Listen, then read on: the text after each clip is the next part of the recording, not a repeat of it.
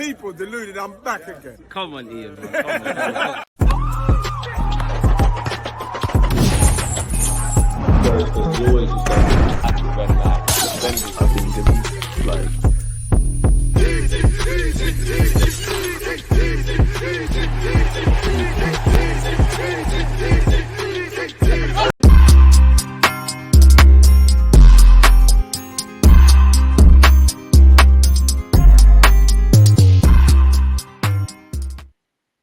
Finally, people deluded. I'm back again. I've got the big dog Miles in the building. We've got a lot to discuss, man. Our form, Raheem Sterling, injuries, the North London derby, yada, yada, yada, man. What you saying, my guy? What's going on, bro? Can you hear me? Is everything fine? Can you hear me? Yeah, you're good, man. I can hear you loud and clear, bro. All right, cool, man. Yeah, what's good, man? What's going on? Where's the goal? Where was the goal in the intro? You know what? For the culture. I actually forgot about it, but for the culture. Oh, man.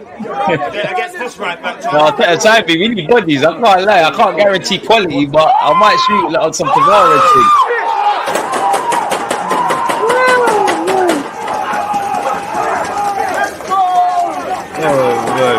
Oh man. And before we carry on as well, people, man, make sure you're following Miles' YouTube channel, man. He's just started his own thing and he's got some great content, man. Again, all you need to do is click the link in the headline, subscribe, show the man some love, pause, and keep it moving. But yeah, bro, before we crack on with Raheem Sterling and Odegaard and the North London derby and all of that, how you been feeling, man? 3 games into the season so far. Yeah, I'm good, man. I was feeling good. Obviously, up until that point with Declan Rice and the ref and that. But that's it. That is what it is, man. But other than that, I'm all right. I'm not too bad. I'm not looking too much into it. It's only 3 games into the season, isn't it? So we're here, innit? But it's not the best start. It's not the start we wanted, but we're here. Why? Because 7 points from that, 7 points out of 9 available. Some would say, you know what? That's cool, you know. Yeah, but DG, when we playing, look, listen, we played Villa. We could have lost or should have. Got out of jail, yeah. Got out of jail. We also played Wolves at home. I expected us to win. We did. And we was beating Brighton 1-0 up until that point with the referee, innit? Like, those 3 games we needed, personally, I say we needed 9 points before we played Spurs away, and then we played Tottenham. Then we played Man City away.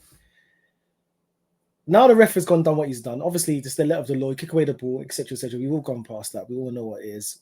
I personally think that the ref could have did it. He could have handled it better. You can use your discretion. You can use common sense. Is what it is. But if it happens for you, you're smiling. If it happens against you, you're pissed. We're having this conversation, yeah. Having this conversation. But at the end of the day, football, we want it. We want a fair game. If Arsenal lose or drop points to Brighton, and someone like Danny Welbeck scores a bang, or they just do us in the good set piece, they've been working on it all. You hold your hands up. You hold your hands up. You take the. You know what? They've done us. But when you feel cheated like that, and you know we was gonna, I have an inkling that we was gonna win. 90% sure we would win with 11 men. Even if they score, we'll just turn it up and score again. But obviously, we didn't lose. They showed heart. That's what one thing they did show. They showed heart with 10 men, especially against a team like Brighton. If it was anybody else, Southampton, Ipswich, Leicester, all respect, I think we still get the job done. They ain't got the quality to open us up and score goals. But Brighton's still a quality team, as Man United just found out not too long ago. Yeah. But they've been getting sauce for everyone, really. Amex, Deluded, did you know that it's tricky? You're thinking, yeah, we don't know what Brighton's going to turn up, but if the right Brighton turns up, it's peak. Like, we're expecting Brighton to take points off some of the big 6 teams. They've had a good start to the season themselves as well. Great start. So, yeah, 7 points, like you said, it's not too bad. Now we go to the North London derby. There's mixed reviews with that. Now that we've got Odegaard injured, and my thing is, my frustration with Arsenal is, before he went to the international break, he got that injury before at Brighton, isn't it? Right? At home? He said he got a couple knocks in the Brighton game. You're right. Yeah, and then we were still naive enough to still send him. Obviously, these players will not represent their nation, but there comes a point in time where we know what we have to do, and we know what we're trying to compete, and we know what we're trying to achieve. It's trying to go for the league, right? You got someone like Pep Guardiola who's pulling players left, right, and center. Even Chelsea, they're pulling. Even Aston Villa are doing it. Aston Villa's doing it. Like they're glorified home. They're glorified friendlies, basically. At the end of the day, like it's not a qualifier for a World Cup or Euros. I get it. They're pointless friendlies, man. Pointless, bro. It's pointless. Especially after the Euros in Copa America. We just come back from that not too long ago as well. It's pointless, and at the same time, I know these players want to play for their nation, but I don't know, man. Mikel or Edu, whoever handles that situation should have told him, listen, big man, this one you're sitting out. Yeah, allow it. Like you're gonna do some rehab, your ankle, take a time, have 2-3 days off, come back into training next week, Tuesday or Wednesday, but you're chilling. You're not getting international break. Now that's happened. Now Odegaard's out. Declan Rice is out, obviously, because of the 2 yellows, which ultimately led to a red card. So we can't even appeal that, which how ridiculous. Which is jarring, yeah. Which is jarring, but it is what it is. I thought we had enough to beat Tottenham without Odegaard anyway. But now you've taken 2 main cogs out of that machine in the midfield. And Deluded, you play midfield. You play midfield or you're left back? I play both, man. 6 settings, man. 6 settings, bro. I'm a six. Deluded, where do you play, bro? Midfield? I'm genuinely a right back. I'm Philip Lahm. I'm a right back. I'm a left back. I get a little run out in centre mid. I can't lie, it's too much running though. But yeah, I know that's why I know how vital it is, man. Yeah, and I'm inverting as well more time. But yeah, you take 2 out of there. It's peak. It's peak. 1, you can kind of cool. Moreno's out. Freak accident. I'm not mad at it. I'm annoyed, but I'm not mad at it. It happens. He's gonna come back in a few weeks. So I was thinking, we've got Thomas Partey. Might could fit Jorginho in there, or even I said you could put Zinchenko in there at a point because he inverts into that part of the midfield anyway. And then you've got Timber on the left hand side, or Calafiori. That's your strength. And you've got someone like Zinchenko. Obviously, defensively, he's not the best, but if you still got the back line behind him, he could do a job.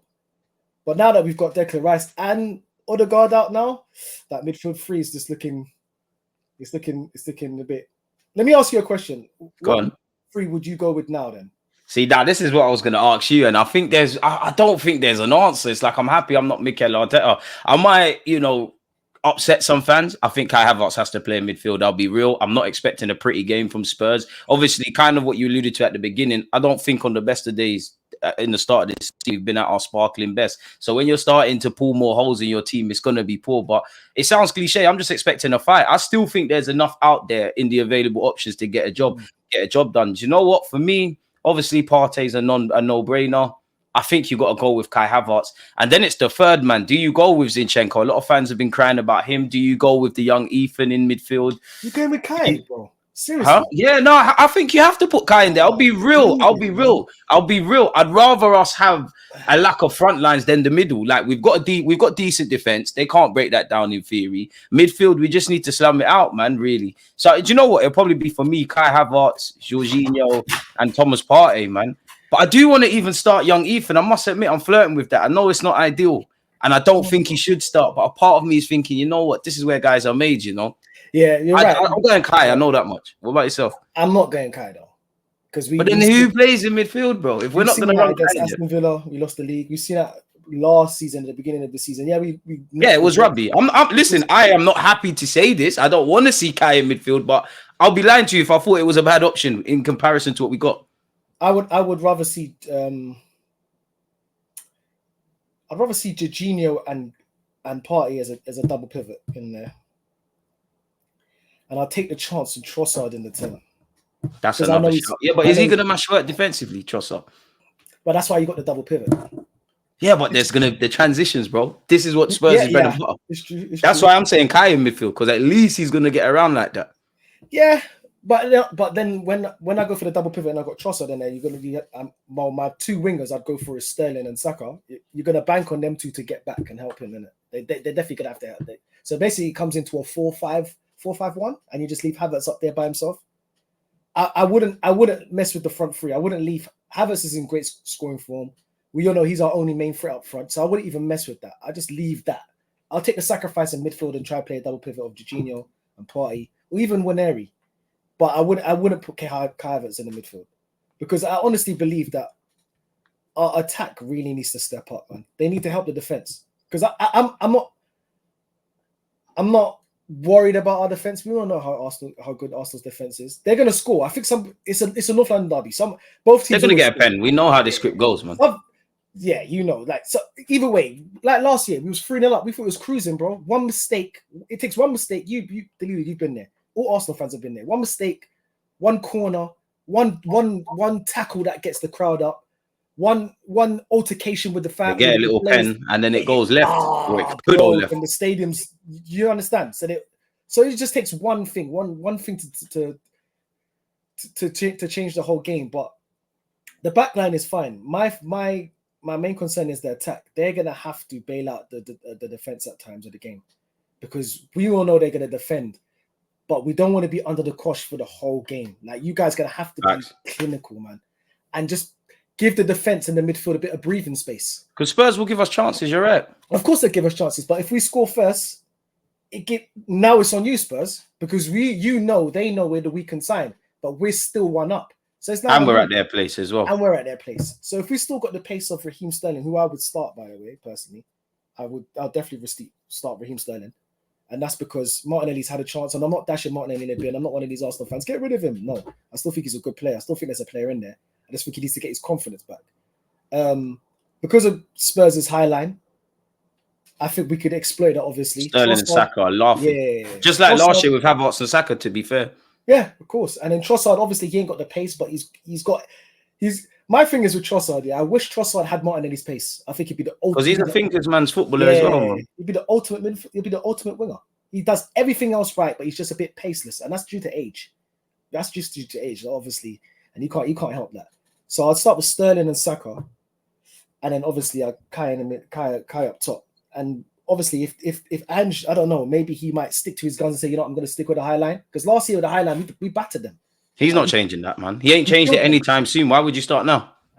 That's my thing. So you need two fast wingers. So yeah, so the point I was getting to is that you need the two fast wingers. So I'll keep Kai up top, double pivot Jorginho and Partey, which is God.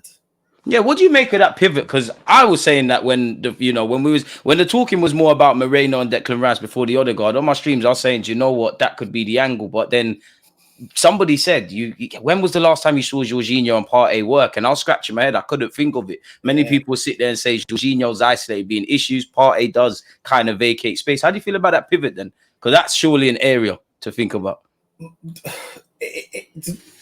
Jorginho last season was pivotal for us when it came to certain games, because it was him and Rice, and he was playing in big games. He played like Newcastle away. Obviously, we still lost that game, but still. The Cities, the Liverpools as well. The Liverpools at home. He was very pivotal, but he was playing more in the 6, right?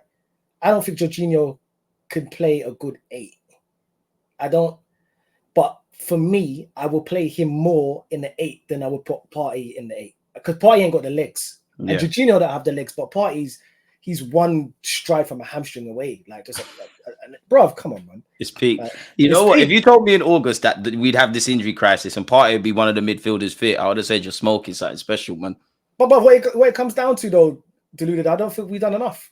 I was saying on the club the other day, I think they asked me to rank Arsenal's transfer window, and I gave it a 5/6 out of 10. I would have given it a strong 8 if we got a striker as well as Sterling. Sterling was the cherry on the top. He was like the last minute sign. Oh damn, we got Sterling as well. Dope. We're onto something.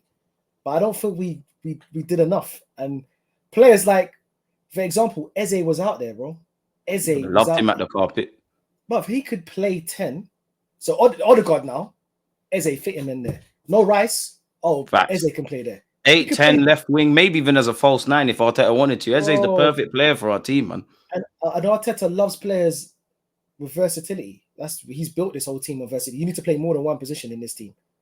More than likely, you don't really play. Do you know what I'm saying? Like, look at Chiellini, for example. Yeah. So it's just certain things like that. It irks me a bit of like, we could have did a bit more.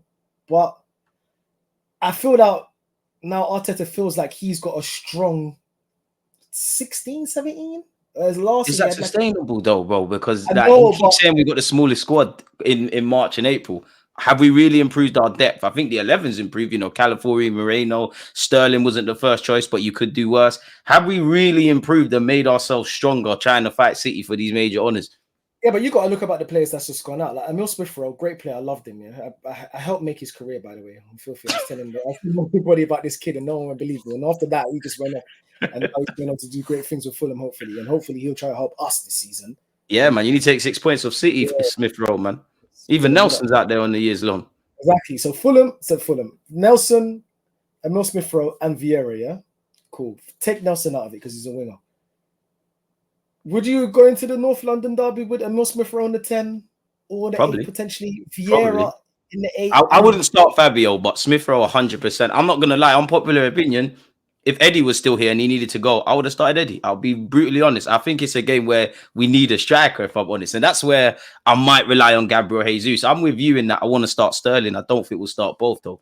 So you'll be fine right now. Obviously, we have injuries, so there's no Rice and no Odegaard. And say Smith Rowe and Vieira was still here. You'd be fine with Partey, Smith Rowe, and Vieira in the midfield in the North London derby. No, Vieira's not starting. It'll be Kai Havertz, Smith Rowe, and Partey for me. Just for this game. It's just about getting the job done. See, that's what I I'm actually think Kai can work in midfield on a game basis. I don't want to see it, but I think it can run. It's not going to be pretty. But going back to your question, when you're saying, have we gotten stronger? I feel like we've gotten a bit stronger, yes, because we still got. If you ultimately look at it, we still got players. Two players per position. Really and truly we do. But the squad. Yeah, Calafiori's been a big signing for us. So yeah, he's even got injury issues. Yeah, and Arteta, he's happy with this squad. It's like a strong 18, 17, whereas last year it was like a strong 12, 14. Do you really think it's 17, 18?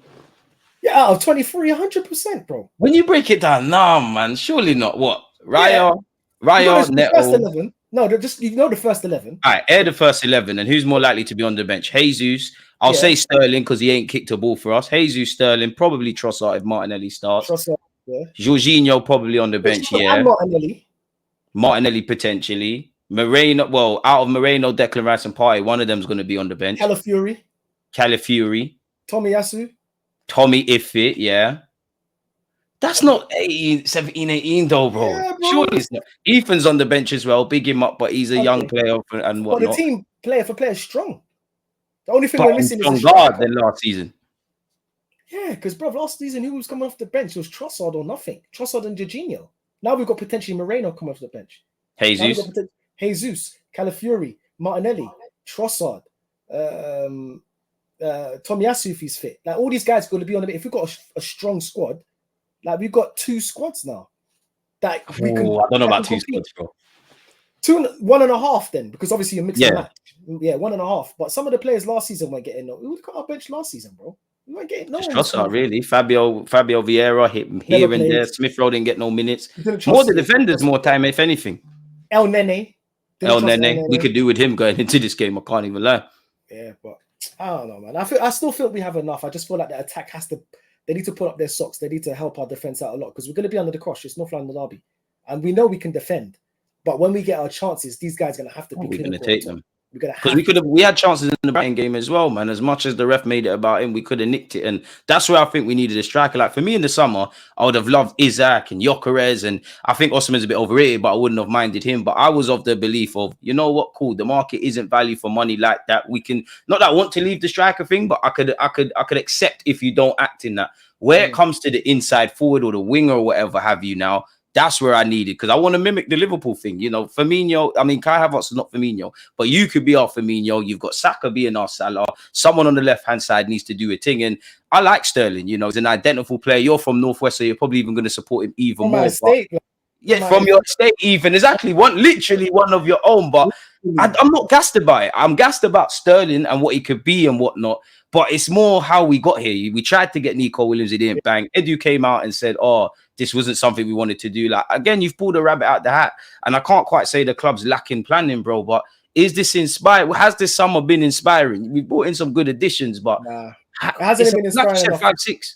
It hasn't been inspiring enough for me personally because we was at a point where, okay, last season, I think let me just give you my quick trader thought last season. The first season when we competed was vibes. Like, none of us knew it was even going to be there. Yeah. We're just happy to be there. Yo, they still got me in the club and I got my trainers on. They're saying shoes only. Like, yo, I'm still here. They could kick me out. They could keep me out 10 minutes left of the club. I've done my thing. You know what I'm saying? You know what I'm saying? I've got makeup on my shirt. I'm happy to be here, man. Yeah, I've got the girl's number. Bottles with the like, we're here, vibes. We're here. Like, oh my days, you got shoes on. Get out. Yeah, fine. Don't worry. I'm gone. I'll wait for them outside. Cool. We've done that. The second season, I'm thinking, okay, cool. Can we get back into the club now? Now I got shoes. I got my Pradas on now. I got my Gucci's. But I look good. But am I meant to be here? Am I meant to be here? Can I afford it? I don't know. Can I afford it? You know what I'm saying? We got to the end of the season. I'm saying, yo, January we're here. March we're here. The story happens, innit? We lose out by 2 points. Cool. Arsenal, you lot got a table now. You lot are big ballers. You're not at the bar just trying to think. You've got a table. But Yeah, we're meant to be here of sorts. Meant to be here. Now third season, I'm saying, okay, cool. Everybody know I like this. I like this analogy I'm going with. Everybody knows that, yeah, we got the bottles and that, we got the shots and that. But now you're not too far off from getting the Magnum bottle. You're only 2 bags off. But to get that Magnum bottle, you need to bring your brethren who's got just the extra 2 bags over there. Like, he needs to come with you, which is a striker. But we didn't bring that guy. We didn't call him. Nah, it's all right. We'll be fine, man. We've got it's shots. Calm, bro, and it's not calm as well. And that's what scares me, bro, because success ain't linear. Like, I'm not trying to be like doom and gloom, but it's never just like that. You hit a bit of a roadblock. Could this be our roadblock, bro? We should have gambled. I just feel like let me take it back serious now. I just feel like the club. I feel like Mikel Arteta and Edu, they should have gambled a bit. And maybe it could be down to Arteta's loyalty to Kai Havertz. Obviously, because he fired on all cylinders at the back end of the season, thinking exceeded expectations, really. Maybe we definitely in the first half. Yeah, like thinking maybe we don't need a striker. Look, we've scored so many goals, more goals than invincible seasons on all these previous championship winning. 91 Premier League goals, 98, all that stuff. Yeah, cool. But at the end of the day, we still needed a striker, and I feel like they just put all their bets on Havertz, and they should have took a gamble. Someone like Ivan Toney, like you said, awesome, and I'm not a big fan of him. But when I see him go, I was a big fan actually, but the prices he was asking for were ridiculous. Cool. Yeah, ridiculous. But when I see him going on loan to Galatasaray, I'm like, bro, come on, like, could have done a thing. Well, there's no harm in Osimhen sitting on the bench. I'm saying he has to start. But there's no harm of him sitting on our bench and coming on or starting certain games because he's going to play Champions League ball. He's going for the league. We're trying to fight for all the domestic. He's a league winner as well, so he has that experience. Exactly. So Osimhen, Ivan Toney, obviously the Benjamin Sesko guy, he didn't want to come. Cool. Even something like Isak. Like, we all know now. I know Newcastle don't want to sell him on, or they don't want to. They don't want to entertain it. But be a big club or Arsenal. Shell out the bag, man. Yeah, 80 million, 85 million. I know that's not enough, but just put it down just to say, okay, cool. Just to let Isak know, okay, Arsenal. We're on to you. Yeah. We got Odegaard and Moreno here. The old boys are here. Come to London, bro. There's 14 shirts available as well. Come on, man. We know how players get, bro. When a certain club is looking at them and they're thinking, then his head starts turning now. You know? Love scoring against Spurs as well. He's perfect for Arsenal. He'd be my first choice striker if we could do something. Can actually play out wide as well. Definitely, left hand side and up and down the middle. But yeah, I just don't feel we've done enough, Deluded, to be honest. I believe that this squad's good enough to compete. But now I just... This is the thing. Is it enough? Because the way how Haaland started, they just got Gooner in, which they didn't even need, bro. They didn't need him. And they still just got just... They don't even care that Alvarez left as well. They didn't even care. They didn't even care that Alvarez left. So I feel we might come a bit short this season unless a miracle happens. I'm still gonna have a bit of faith. It's my club. Obviously, I'm gonna watch every game and pray and hope that they get the result. But I just feel like we missed the trick there. We should have gambled. And I feel like us gambling on Benjamin Sesko in the next 12 months to try get a striker where we're here now, it's not good enough because he's still. It's always next season with us. That's what annoys me because again, I'm like you in that I'm not gonna kill the club, attack the club. Yeah, I would have liked better, but I think we've done all right. I think it's a mixed bag, but it just feels like we're always a couple sandwiches short of a picnic. Like we're flirting with success. For me personally, I would have aired the striker, but if you brought me in a big boy attacker like that is a curtain raiser, I'd be like. Yeah, exactly. Nico Williams, but even when you break the Nico Williams thing down, how it's like talking to a girl, getting left on blue ticks, and you're still messaging her because he wanted to go Barca. He was clearly cool with staying at Bilbao. We're hollering done for no reason, in which it begs the question I'm going to ask you, like, do you blame Mikel Arteta or Edu? Because I think it's easy. I think Edu has to hold his blame, but because obviously he makes the decisions. But we both know no one's coming into this club or leaving this club if Arteta doesn't have that say so. And a bit like what you said with his faith in Kai Havertz, which to a degree is justified. Who do you place the blame at then for us not really being happy with our depth or improvements or whatever have you? I blame both of them, to be fair, man. I blame both of them because obviously we wanted a striker. We was interested in Sesko at the top end of the transfer window in June, and we just pivoted away. Like obviously we got Calafiori, which is cool. Well, we did need a left back ultimately because Zinchenko's not that great, like defensively. And then he working down the spine midfield, cool, that's fine. We're all thinking, okay, they're working now. The last piece is the strike force, and And you need that, bro, to win titles, bro. And I saw a stat. I can't remember. I think it's like out of all the time the Premier League has been on, it's been like 8 teams that's won the league with a top goal scorer, like the top scorer in the league winning the league, if that makes sense. Like Henry, Drogba, Haaland. There's way more. What's the word I'm looking for? Bloody hell. Deluded. There's way over samples. There's more of a sample size. There's more of a sample size of you not needing that to win the league. That's cool. But we're not going against that. We're going against Man City. That juggernaut. That they still ain't even blooded Foden and Rodri as well. It's different. Exactly. So you need to fight fire with fire. So when they didn't do what they needed to do to get a striker, when I saw Mikel Arteta during preseason saying stuff like, "Yeah, I think Jesus is looking like a beast and he's looking good," and I'm hearing them saying, "Yeah," but I'm looking at it thinking, I won't be hearing that. I hope you're not being naive. I hope you're just saying that because you can't say anything different as a gaffer. I know what you're trying to do. You're trying to feed us because you can't feed that to Arsenal fans because, bro, we've been here for years. Yeah. We're not trying to hear like a new signing. As much as I love Jesus. And I was watching something that Turkish said the other day. Big up Turkish, man. One of the man them is he speaks a lot of truth, and it's a good point. Like, we've been here so many times, bro. We know what, like, you could see what's gonna happen, and it is frustrating because what is even more frustrating, Deluded, yeah, is everyone else says it. All Arsenal needs is a striker, and then you gotta be fine. And every time when we just need one thing, it's like we go the opposite way. It's like, no, we're not listening to what everyone else says. We're just gonna do it our way.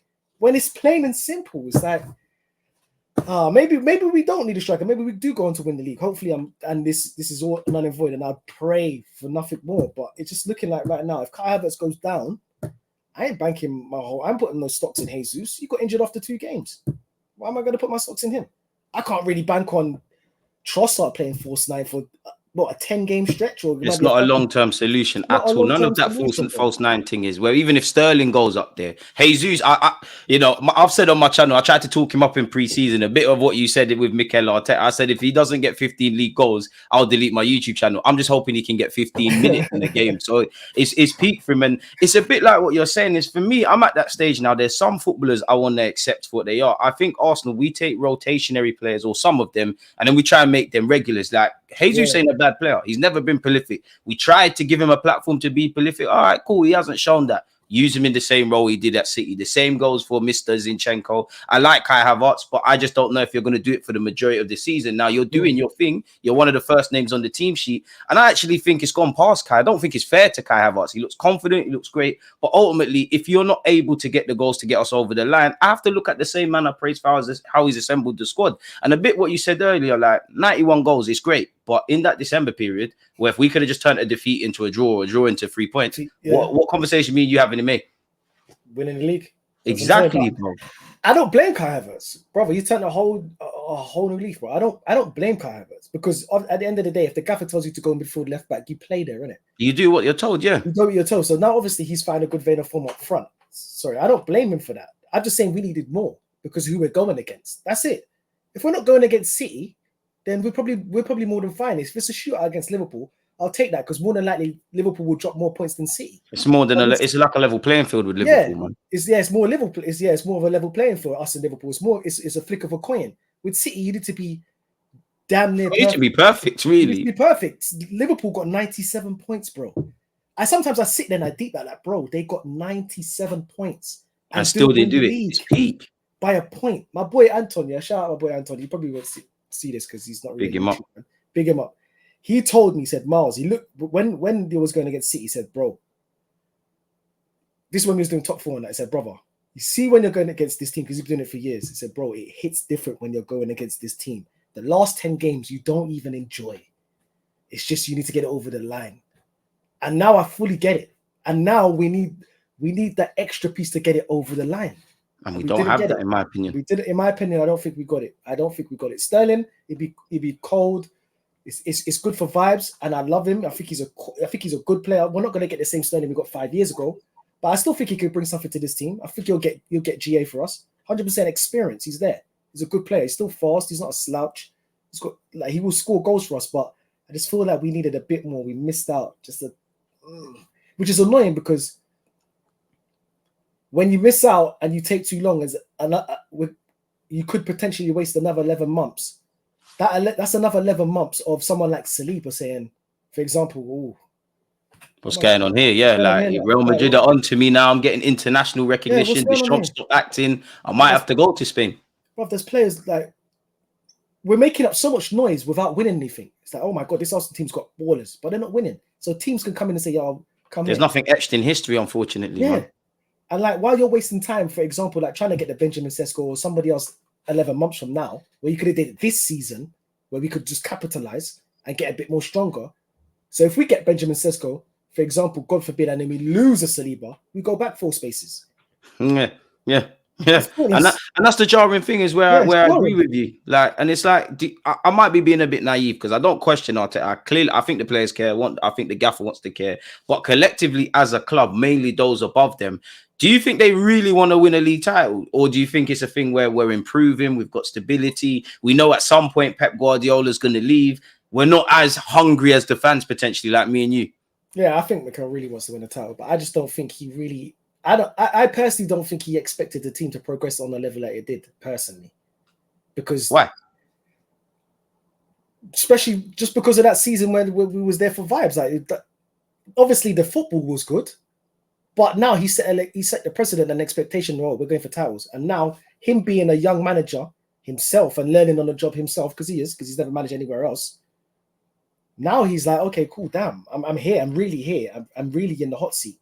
And saying it before you are manager, saying it when you just started, yeah, we want to win titles, we want to compete, and it's not really looking like anything that's going to happen now. It's going to happen in the long run, but you've shot yourself to success within almost overnight, really. Almost overnight, yeah. He's like, damn, I have to do it. Now, I honestly believe that he does want to win stuff. I feel he's like a winner. I don't think he's chatting rubbish to us. I could see the way he talks. And all what he's done for our club, our fan base, he's put some respect on our name. Everybody respects Arsenal. We're not made us competitive again, without a doubt. Everybody knows when you play in Arsenal, it's not a joke. You can't come here and try to rough us up because we've got strong guys now. We can play ball. We can get the facts. No matter how we want to get it done, we can get it done. We're not losing. We're just not losing like that anymore. So I do believe that they want to win the league. It's just sometimes the mentality and the naivety of not getting certain players again. And Mikel, I believe Mikel is obviously he's a student of Pep Guardiola, but him and Pep they have the same similarities as where they overthink things and sometimes they beat themselves. They overthink it. I think you're right on that, man. I think he does. I think he does overthink things, man. He overthinks things too much, and sometimes football is a very simplistic game, man. Ferguson. I know this team is not the best team I've had in the last 15 years, but I know if I get a killer up top, i.e. Van Persie, he will make me go out. He will make me go out a hero. It was that simple. He chases extra points. Yeah, he didn't need to try. Because sometimes it's about how good you are at your worst. You know what people forget, like the Villa game. Realistically, our performance weren't there. We got the 3 points, and it goes back to what you said about the 97 points thing. I think every Arsenal fan that's sane can understand, we can't win every game. But it's almost like a draw is a loss, especially in the manner against Brighton, which, again, like you said earlier, take no disrespect to Brighton, but it is 2 points dropped, in my opinion, because it weren't a thing where they were all over us.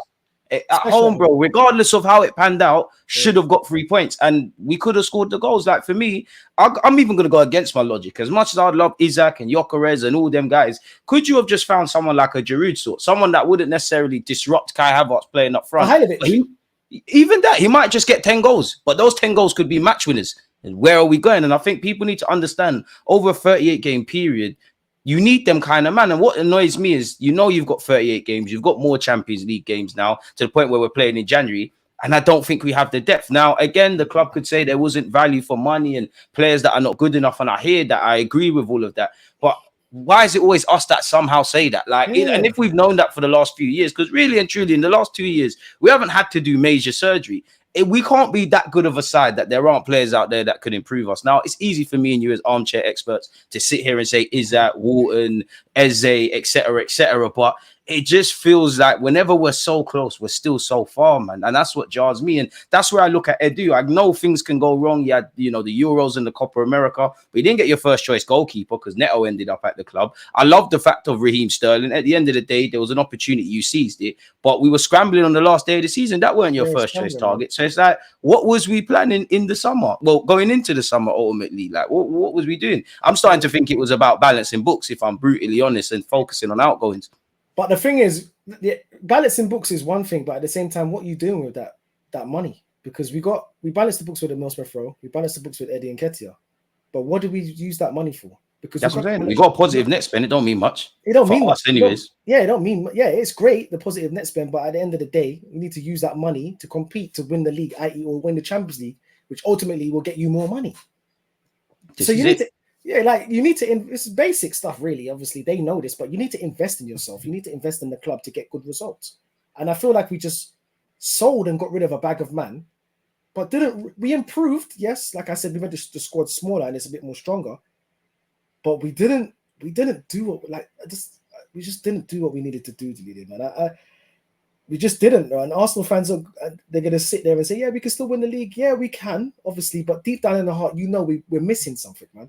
We need a lot of things to fall in our favor, in my opinion, to win the league. And that's in the last few years, take nothing away from City. They're great, Pep Guardiola generation, all of that stuff. But in the last 2 years, I've purely just looked at my club because I genuinely think it's been in our hands. The first year we kind of fluked it. All right, cool. We bottled it towards the end of the campaign. Saliba was injured. Last year we was near enough perfect. It's just that December period. So for me, it's a case of, are we maximizing everything that we can do internally? Like what you said, have we got that striker? Have we got that winger? Have we got many different ways of playing? How good are we at our worst? If I could answer all of these questions and ultimately it's still not enough City, then it is what it is. But that's not the case for me. Like you said earlier, a lot of Arsenal fans, because there are some that hid behind, we've got 91 goals, etc. I think the need for a striker at our club is overrated, but it can't be overstated because we create a lot of chances and we don't have much players that are clinical. Saka's done the business. Kai's finding his feet, but he's not clinical. If anything, our best finisher, Trossard, ain't a main starter like that in Arteta's mind. So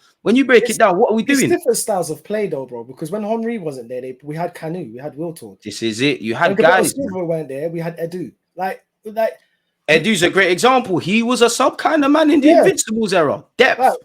Like obviously, we're gonna score goals, but there's gonna be games where you're gonna need to score a different type of goal, not the goal where Odegaard cuts in, gives it to Saka, overlap, Ben White, cut back, bam, goal. That's not always gonna work. Ugly goals. Yeah, you need the Ivan Tonys, the flick-ons, or you need someone like a Vahailovic, for example, a big, strong centre forward who's going to head the ball in the back of the net. Obviously, we got that Kai Havertz. He's tall, but he doesn't have that same stature. Someone who could run off him as well as someone like Vahailovic with his strength. Like, you need to switch it up. Like Man City, they could switch it up, especially with last year when they had Alvarez. Obviously, it's a bit different now, but now they got Haaland. It's looking like they just focus on Haaland. It's always been Haaland. On it, yeah, but they've got different options. There's different ways of winning games. I feel like personally, if Man City went 10-0 down, 10-0, I wish that. If they went 10 men down against Brighton at their ground, Deluded, you and I both know it's coming eventually. They're going to score. Yeah, they're going to get it done. They're going to get it done. They'll get it done. But Arsenal don't get it done because we don't have that killer. We've got a great player in Saka, but for me, I'm saying he's not. He will get there because he's still young. He's not Salah though. He's not Haaland. Like those guys will do, and he does it in sporadic moments. He does it for us. I'm not taking anything away from him. We're over relying on Saka, if I'm honest. It comes with the territory, but like you look at the City teams for all of over the last couple of years. As much as the main players were there were times Zinchenko will come in for 4 or 5 games. Foden when he wasn't a main player like that. Jesus, and they might, on the face of it, they might only get 3-4 goals in the season, and they've played 20 odd times. It don't look glamorous, but those are match-winning goals in May in the business end, and that's what annoys me. And like we're bringing knives to a gunfight. It's like we know rain is coming. We're not buying umbrellas. We're not buying jackets. We're sitting out there in our sandals and flip-flops saying, "I hope it don't rain," which is. It's annoying for me. And even with Sterling, bro, like it's nothing to do with Sterling. I like the fact that we could use him. He's got fire in his belly, he's experienced. We like him as a footballer. He addresses the area we need, but ultimately he's not here for the long term. You're putting him in the shop window essentially, which is good for Sterling in the short term, but you're not here in the long term. Of course you could buy him, but it don't make sense for me. It really doesn't. Let me ask you. I see Sterling as buying time, bro, if I'm honest. let me ask you a question. Okay, going forward, what's the minimum points we should get out of this Tottenham and Man City 2 games now? I think you need anything less than 4 points. You can forget about it, innit? Like you can forget about it. Ideally, you want 6. City is peak, especially like you said. There's no Odegaard. Rice will be back, but I think you need 4 points. I'll be brutally honest. I think you need 4 points, man. Like you can look at our run of games. We've got a mad run of games to come, man. Like September is peak for us in all competitions, and as you know yourself, when we're relying on certain players that are fit, you're running them into the ground. Like Thomas Partey, we cannot afford for you to be injured. Like I think you need 4 points, man. Like obviously on screen, September you've got Spurs away, Champions League with Atalanta a couple of days after. Then you go obviously over to City, Bolton. I expect to win, and we'll rest players there. And then you've got Leicester at home, and yeah, you expect to beat Leicester, but as we know, the Premier League, nothing's won on paper. I think you need from them points there. I think you need 4 points from City, and Spurs, man. You need 3 from Leicester. It goes without saying. About 2 draws. You're dropping too many points, man. On the grand scheme of things, if we just isolate it and that it's top 6 games and whatnot, because we got 2 draws against them at some point last season. That's great. But if we're looking at it as winning league titles and points on the board, bro, you need at least 4. 4 out of 6 would be perfect. 4 we can move with, because you're chasing the 2 points dropped against Brighton. Realistically, you're chasing them. I agree, and the reason why I say agree because I believe that Liverpool, Man City beat Tottenham away. This is what I'm saying. Liverpool at Anfield, no, that's a non-starter anyways. Yeah. And you're missing Odegaard for a significant amount, even down to October with PSG and Southampton.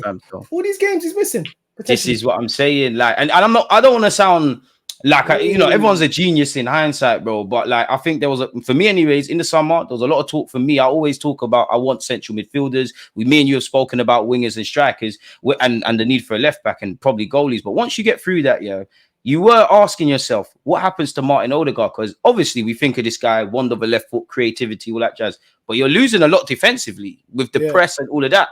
So what happens? In an ideal world, not ideal because I don't want to see him there. I reckon Kai Havertz goes in the 10 because he can mimic that off-the-ball stuff that Odegaard does. We're in trouble, man. We're in trouble, in my opinion, bro. That's the thing now. Well, Jesus. This is it. You're doing the FIFA thing now with the Trossards and Jesuses and maybe even Sterling in the 10. I'm confident about Sterling because you've played for City, you've played with Mikel Arteta. You can do the pressing game and things, but then there's chinks in the armor. Like if he puts Kai Havertz, something I said I want to see in the North London derby, you might have to start probably Sterling or Gabriel Jesus. Have they got 90 minutes? Are you going to start Trossard? If you start Trossard, you lose your super sub, bro. I think he'll play Martinelli just because we're going to be weaker defensively, and obviously he's got a lot of energy. But this is the issues, and I feel like a lot of these things that me and you are talking about and have spoken about before, they're kind of self-inflicted, bro. I'm not going to lie. It's like we self-inflict a lot of issues. I'm not mad if he starts Martinelli though, because I know what he can give us on the counter. It's just whether if Martinelli's going to be clinical or not, or if he's going to find that clinical pass. It's just. It'd be lovely if he could do that. His decision making of late hasn't been the greatest. But if he does start Martinelli, I don't think Arsenal fans are going to throw their toys out the pram. Say, why is he starting Martinelli? I'd rather see Martinelli on the left against this game than Trossard because he gives us something when it comes to the counter. Pedro Porro's going to bomb forward as well. If you've got Martinelli, you don't want to get in a foot race with him. Trossard, respectfully, is dangerous, but you can bank on yourself defensively. Yeah. So I feel that, So anything at home, Trossard could probably more than start at home because obviously we're gonna have more possession. We're gonna have more control of the game. It's gonna be less counter attacks for us. But I don't mind Martinelli or Martinelli playing for 60 minutes.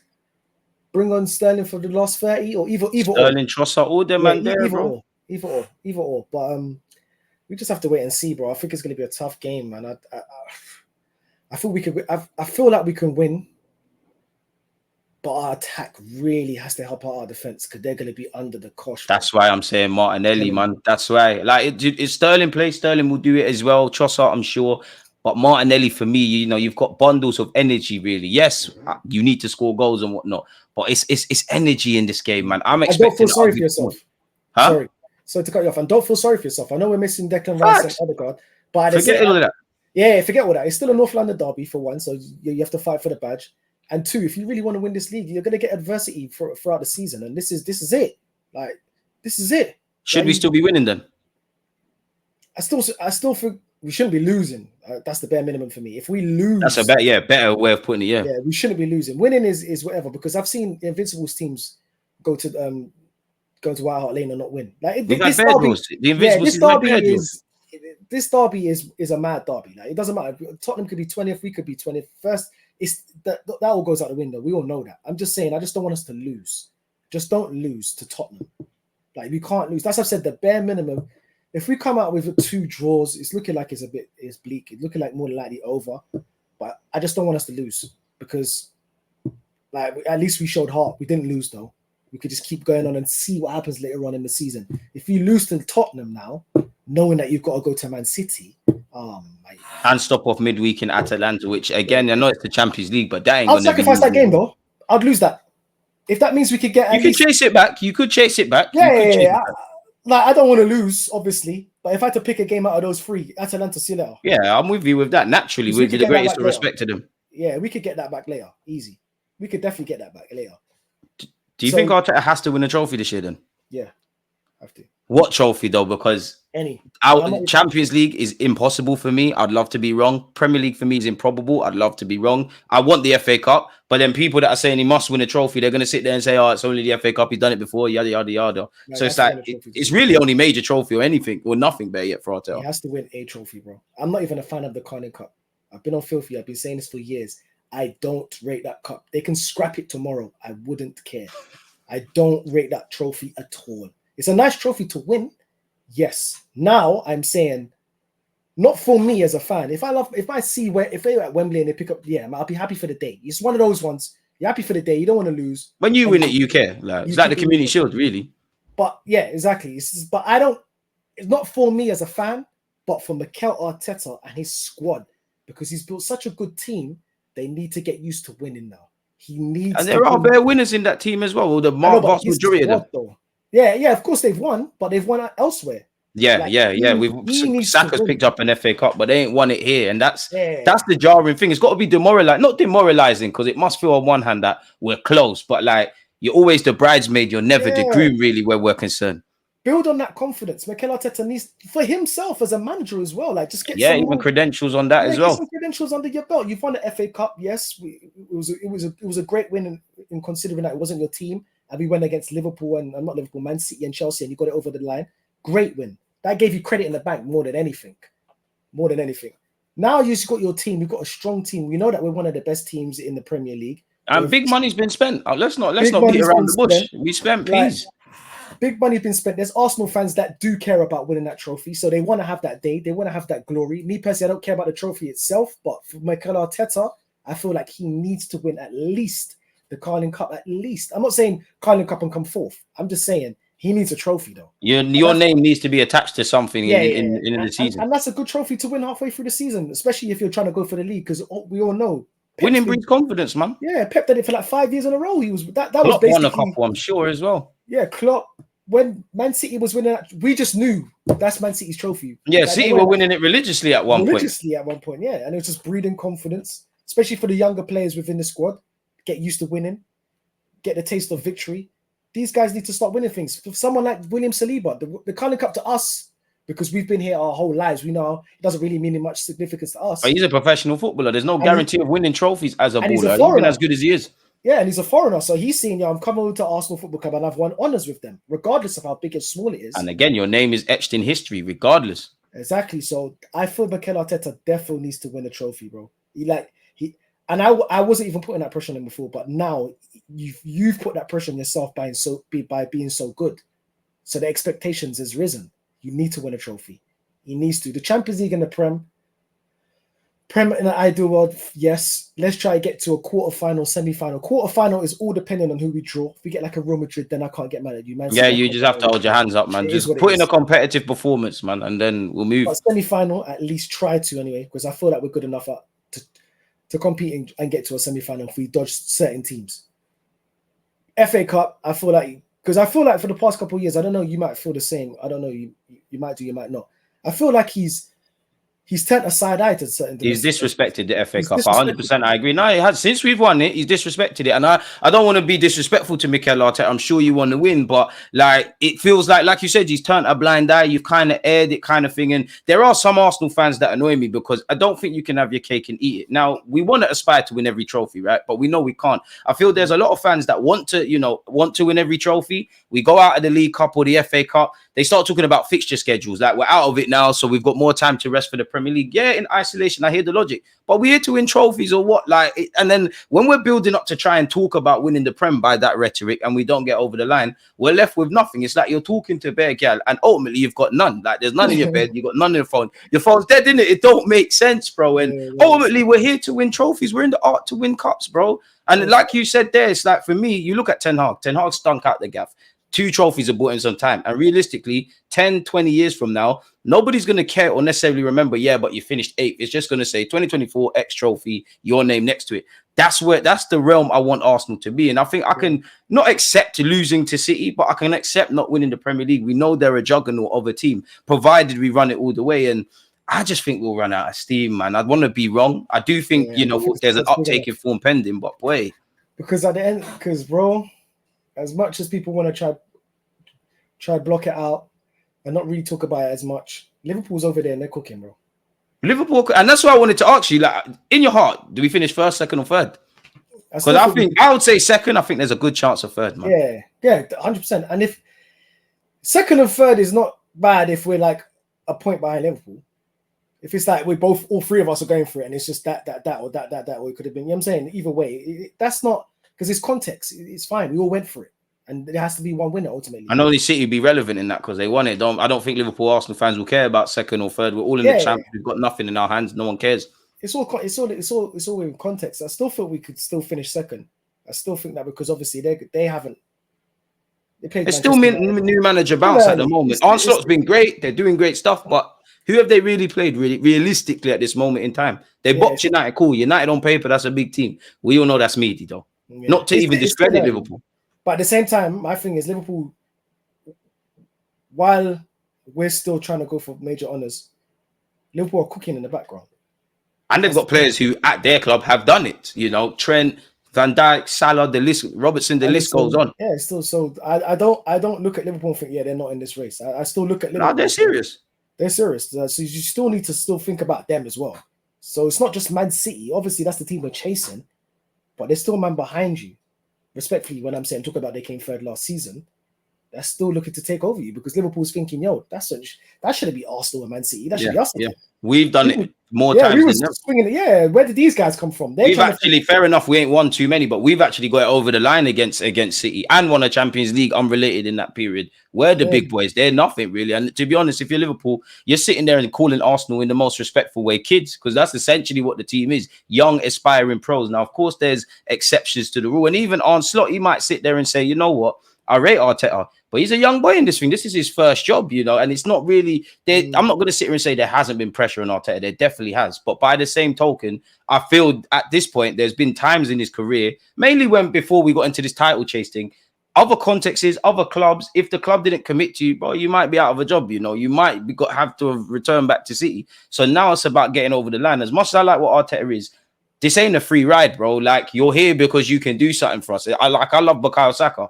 I only care about him because you're a great footballer. I would not care other than that. So for me, it's about getting it over the line. And I just feel at the moment, the sentiment around the club has been a bit, I won't say negative, but iffy. We ain't done too great in the Premier League. There's some injuries. People are vexed about the transfer market. You know what happens if we lose to City or Spurs. It starts to get very negative. And I genuinely feel a lot of it would be self-inflicted if I'm brutally honest, man. A lot of what we're facing right now is self-inflicted for me. Just one last quick question. Are you worried about Arteta not signing a contract? No, man. Honestly, I'm not, because what reason have you got to go? Like, Arteta knows in his heart, whether it's Madrid, Barca, back to City, all the big boys one day are going to go for you. You're a young manager. You've kind of got a free hit. Other certain decisions he's done at this club, maybe not buying a striker, maybe 65 million on Kai Havertz, the back-to-back apes, these things. You can get sacked at other clubs. You're learning on the job, and this is one of the best jobs to get as your first job. And I think Arteta's done a lot to change the sentiment, but I don't think he's in a rush to leave. I think he's not in a rush to leave because of that, and the job's not done. Like, Think about it. It's like playing Football Manager. It's like when you get so enticed with your save and you still think there's more to do, you don't want to quit it. I personally think he signed a new deal. They're just waiting on the time to announce it, man. Honestly. This ain't a good time to announce. It's not. There's not a good or bad time to announce it. But yeah, I don't think he'll leave. I don't think he'll leave. I think he'll stay till what we in now, 2024. I think he'll stay to at least. I think he'll sign at least 2027, 2026. Yeah, I think that's cool. I think he's got another 2-3 years. I just hope he doesn't go to City. And that's the thing, you know, like what you said earlier about the more we kind of don't win, the older the Salibas and these man get. You do think as an Arsenal fan in your back of your head, when are they gonna deep? Yo, I've only got one career here. I want to cut. Right now, it's easy. You're growing with the manager and the team. You haven't respectfully done anything in the game. When you're in your mid-20s now, it feels to me, it kind of has shades of the early Emirates era where people are sitting there and saying, you know what, I like being here, you know, but I'm trying to do one thing, the club's trying to do another. How long until Arteta feels, if he does feel like that, you know what, I love being here, but I don't feel I can get everything done, like devil's advocate. What if he's vexed at Edu? He's like, I told you to come with X, Y, Z. You ain't brought it. Yeah. So I think there is always that in the back of my head at the moment with Mikel Arteta. And I'll be keen to see mainly next season, you know, because you'd imagine Pep leaves. Like, I want to see what Arsenal look like when City are, you know, don't have Pep and it's a level playing field. He's got to be considering it. But then you've got Josh Kroenke seems to have taken to him. It seems like in that regards, you know, they're on the same page. Are you going to get that at another club? Because, you know, you look at Madrid, it's win or nothing, bro. Like Carlos lit, he's a great manager. It's win or nothing. The minute you don't win, you're gone. The same could be said for City. Does Arteta want to take that, you know, for argument's sake, if City were to offer him that job and he wanted to leave Arsenal, would he go and do that? Like, he was offered the job when we got Emery. He didn't take it after Wenger. It's a bit like David Moyes after Ferguson. It's like any manager that follows after a great manager like that, you're pissed. If the previous manager gave the players time off on a Tuesday and you don't, the media are going to talk about it. Everything you do is going to be looked at under the lens of the previous guy. So I personally think he signed a new deal already. Like you said, there's never a great time to announce it. I think he's done it. But then again, to question my own logic, if it was done, would you not just announce that before we go to America or something? It's done. And just show the other players that you're committed to the cause, isn't it? Well, obviously, but I think the players probably do know if he's staying or not. That's a big, like, because you've got players like Calafiori and all these guys that just signed, and Mikel Moreno, especially someone like Calafiori because he's a young player. And all these guys say that they was influenced by Edu and Arteta. If you know that the manager's going to leave next year, you ain't going to sign there. There's no commitment there, yeah. No commitment. What's the point? Because who's the next gaffer? He might not even. I might not even be in favor. So I'm just going to be sitting on this bench now, where this manager had me in favor. Just saying. So I feel like there's signs that we're going to sign, that he's going to sign. So I think we're in good stead. I just feel like, bro, just to wrap it up, this season, Deluded, it's just, bro, I don't know, man. It's tough, man. It's annoying because I just know how much we want to win this league, like, and how close we are. Like, bro, it's like, come on, man. That's the thing. Like, that's the thing. On one hand, yeah, it's gonna sound bad, man, and of course, I don't really mean it without out of context. But I kind of miss when we were shit, like, because you know we're not gonna win the league. Now we're actually lit. We're competitive against the top six. We're seeing set pieces. There's, you know, we've got several players. Like, if you were to say who's your favorite player in this Arsenal team, just a few months ago, you're just saying Saka. Now you're hearing, yeah, there's about 5 really. So it's like now we're flirting with it, but again, over the line, like, how long is this going to be? It's been 20 plus years. There's Arsenal fans who have not seen us win the league. Finishing second has been the best thing they've ever seen. Like, the Emirates, I might be exaggerating, but I don't feel the Emirates could ever be crowned as home until you get one of those major trophies, man. That's just me anyways. Like, I want the Champions League. If somebody offered me the champs, I'm airing the Prem. But the Prem's obviously more realistic. You need to kind of do what City do. You know, you need to bully your own league before you can go and do all that stuff in Europe. So it's jarring, man. Before we get out of it, give me a score prediction for the North London derby. I'm going nervy 2-1, man. My score prediction will be... It's a techie one. Oh, man, it's techie, man. I think I might follow you, you know, with 2-1. I thought they're going to score. It's a North London derby. They always score. Obviously, there's been the season before last, we beat them 2-0. But I just feel like they just lost to Newcastle. They're at home. It's a North London derby. Obviously, they want to be up for it. They want to try derail our season. Even no matter how early it is, it could be the first game of the season, last game, middle. They always want to try. That's what they got to sing and shout about, really, over there. Exactly. So, yeah, I don't know. I feel like 2-1. But the only plus side is that I don't know how true it is. They're saying that Basuma could be out, isn't it? I mean, I'll never be happy for a player being injured, but that would be good, man, because the midfield. That's what I'm saying. He came off early as well in his international. See, Sarr and Basuma engine room settings, and that's even without that. Yeah, that's something I've been saying. It's like obviously the midfield options, whether it's Jorginho, Havertz, Partey, people even saying Timber and Calafiori, Zini, Ethan. I don't really care who's out there because I still think that for this game, maybe if we was playing City, I'm having different conversations. There's still a decent quote unquote midfield to put out there to get a result. It don't have to be pretty. It's an ugly thing. So I don't want to hear no cop-outs from Arsenal fans about not winning this. Like, there's 2 games in a season you have to win, and it's these, bro. Yeah, I'm going 2-1, bro. Yeah, we could, bro, definitely, bro. Last season, we didn't play great, but we was 3-0 up. I was like, okay, cool. And then they didn't play great. Then they got back into the game. It was 3-2. Do you know what I'm saying? Exactly. Like, the game just swinged. Like, we wasn't dominating Tottenham first half for the first half. I mean, we was winning 3-0. One mistake, it's 3-2. Now we're holding 5 mistakes essentially. Yeah, now we're holding them for dear life. I'm saying, so we're missing 1 or 2 key players, yes. But I would rather, I would rather no one be injured, but I would rather lose Odegaard and Rice than Saliba and Gabriel.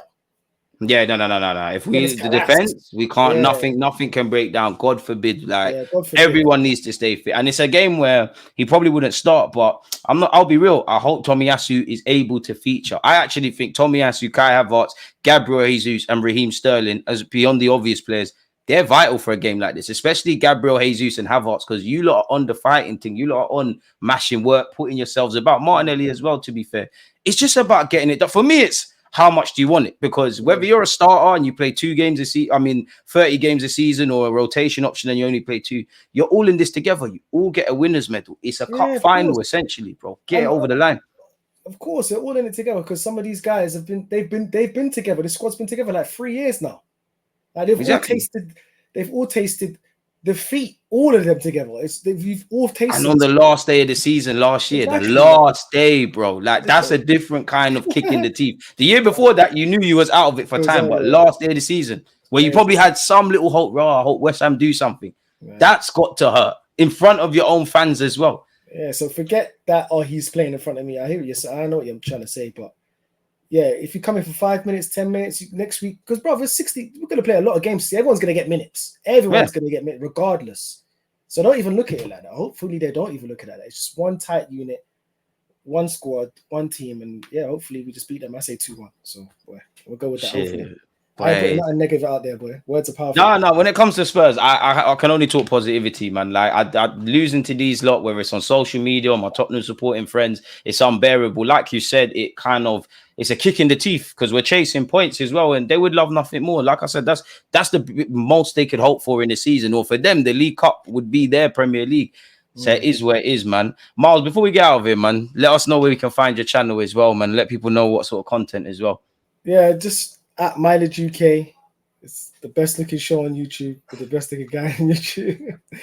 Yeah, I just run with it. Why not? Yeah, it's a show. It's a quick show, quick concept. 11 to 15 minutes, nothing long. I talk about 3 good things I saw for the week, 3 good bad things I saw for the week, i.e. football. It could be anything. I'm going to change it up. I've done my first 3 episodes. I've got good views on it so far. Just about to hit. Let me see how much subscribers am I on this right now. I'm on 2,828 within 18 days, basically. People, man, get him to 10s and 20s and 30s and 100s, man. Hit the sub button. It doesn't cost anything to support it. And if you lot are lazy, again, you just look at the title of this video. The channel is literally going to be added. You just have to click that and subscribe, man. Support the fellow Arsenal fans, man. And hopefully we get 3 points, man. But Miles, it's always a pleasure, man. I feel a lot more upbeat now. Hopefully the next time we speak, we're still in relatively decent spirits, bro. I hope so. Worst will be fine. We'll be fine. Like everyone was saying, "Oh, if we lose these 2 games, our season's over." It looks bleak. I ain't gonna lie. I'm not deluded. No pun. I'm just saying. Man, I hear that all the time. It's not. It looks bleak, but at the end of the day, it's still 5 games into the season. You know what I'm saying? Like context applies, man. Context applies. It's not the last 5 games of the season. It's the first 5 games. So obviously we're gonna have glorious moments, and we're gonna have moments where we're gonna be feeling sad. And hopefully this is the only time we feel sad of the season. But we'll be all right, man. We just have to hold our head high, go over to their side and just do a job and just leave with 3 points and then take it on to Man City. That's it, man. Robbery settings, man. And again, people, the last comment is it only matters what league position you're in May. But on that note, I'm sure you lot have disagreed with a lot of what we've had to say. Smash the like button, support the channel, subscribe to the channels. Miles and everyone listening, peace, man. One love. Pleasure, man. Love. Come on.